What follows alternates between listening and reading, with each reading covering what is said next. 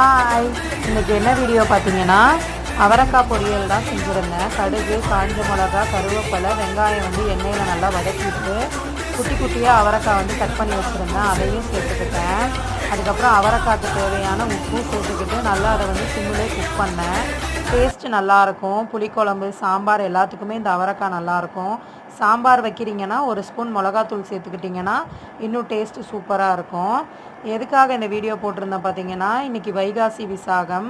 நான் ஒரு 2 டேஸ் முன்னாடி எங்கள் அம்மா வீட்டுக்கிட்ட ஒரு முருகர் கோயிலில் திருவிழா நடந்துகிட்டு இருந்துச்சு.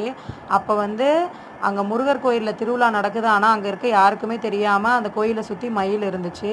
அதை தான் வீடியோவில் நான் கேப்சர் பண்ணியிருந்தேன். நீங்களும் பாருங்கள். பாய்.